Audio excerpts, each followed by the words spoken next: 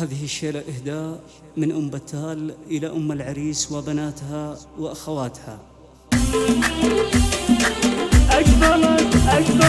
أقبلت أم العريس وعلى دقة دفوف أوقفوا غنوا لها تستحق الاحترام. يما أحمد خذ الحفل كل عرض طول وارقصي واستانسي فيه يا بنت الرجال. انت يا اللي زينك مكمل كل الوصوف واسمك مشرف يا صيتا ولك قدر ومقام. واسمك مشرف يا صيتا ولك قدر ومقام.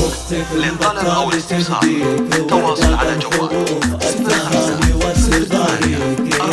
05 في زواج أحمد فرحنا عسى عمره يطول. مرحبا باللي حضر عندنا فالاحتفال. معك شيختك بجنبك ويا حي الوقوف. زينهم راهي وفخمين ما فيهم كلام. زينهم راهي وفخمين ما فيهم كلام. جات شيمة كلها ذوق كاسها القبول مع خلود ويا عسى ايامهم تكبر. جت رغد لها التهاني وصفقة الكفوف. جت معطر كأنها البدر من فوق الغمام. جات حور كل من شافها صابه ذهول. الشموخ اللي تعلى على شم الجبال. الشموخ اللي تعلى على شم الجبال.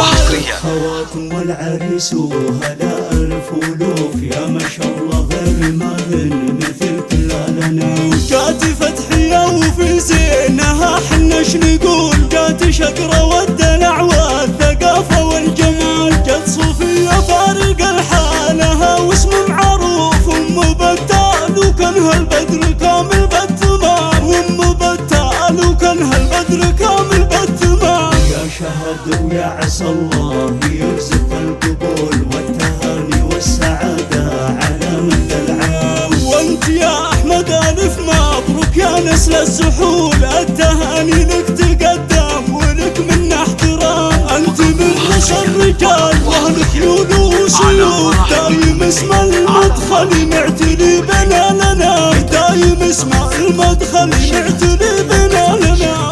للطلب أو الاستفسار التواصل على جوال 05 والنعم عزوة فيها الفخر والكرم شي يهون. والله يديم الفخر